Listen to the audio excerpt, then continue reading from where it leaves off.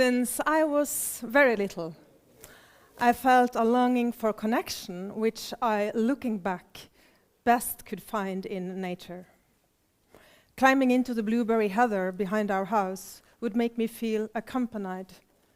I would run down to the fjord, entertained for hours, playing with whatever I could find until nightfall. A tree was never just a tree. And this pull into nature was also what drew me to quit my fixed job as a documentary journalist after more than a decade here in Trondheim and move to an unknown island outside of Ålesund to live in this breathtaking, beautiful scenery with my family, from where every image in my book, ANIMA, is from. I'd found my paradise, and little did I think of possible snakes.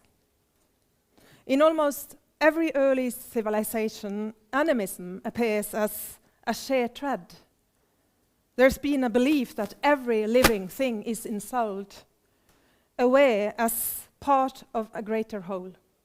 Anima is a Latin word trying to describe this collective breath, this pulse between all of us. In my life, I see how seeking nature has always been my escape. I've searched this open space where I could have a sense of wholeness and ease. As a 15-year-old, I was obsessed, captivated by reading anthropologists' descriptions on shamans in the Andes of South America, and what happened when I, as a blonde 17-year-old, jumped on a bus all by myself in the Andes, going to an unknown Bolivian village, 5,000 meters above sea level, to participate in an intense animistic ritual connecting me to Mother Earth, Pachamama. That's another story. In 2018, I suffered a severe brain infection from ticks from deer. From one day to the next, my radius had shrunk to 50 meters around our house. This radius also challenged by my fear of new tick bites. Not so long ago, I did not think that it would be possible for me to stay in front of a group like this. Lyme disease.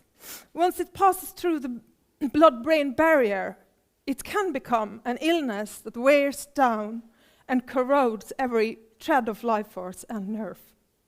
When it takes hold, it consumes from the inside out. And on my worst days, I even forgot my children's names.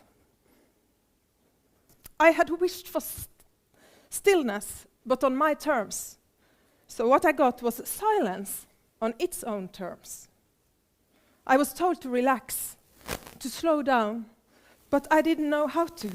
I had always met obstacles and challenges by pushing myself harder, believing this was how I built endurance and resilience. Now in collapse, I felt a need to make something out of it. It felt like an obligation to be in movement, like some graceful myth bird with glowing lanterns on her wings just before drowning. Over time, though, I recognized that I had to allow myself to truly break. Slowly, with time, I started the process of listening to different truths that stemmed from my body in silence.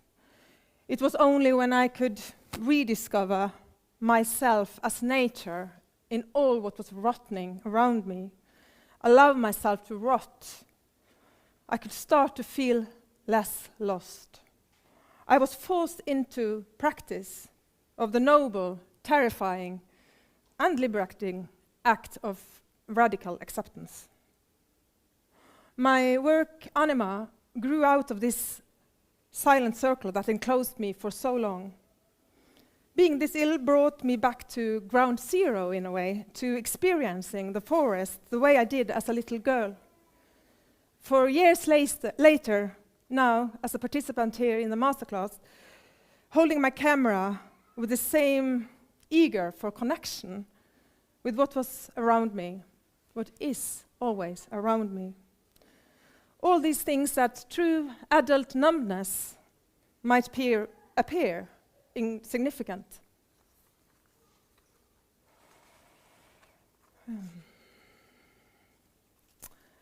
I could not walk far, so I learned to go deep. I've had the chance through this whole year, every image showing you here and in the book is taken from the last year. It's been a chance to stumble my way back, or rather, to make use of my new ways of seeing in my new ways of being. I don't see ANIMA as a soul to be found or discovered inside of things. I see it more as what I can meet. The fact that I'm here to meet it, that's what creates the soulful.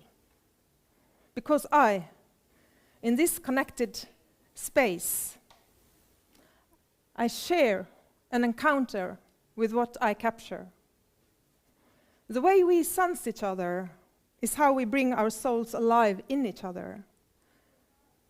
My images are what we became together, an encounter different from yours if you would come to my silent circle and experience it on your own. This work has allowed me to give form to something I could not name, and I feel so grateful knowing that this will be a continuous process. My name is Ingeborg Løvdahl, and my book is available to see.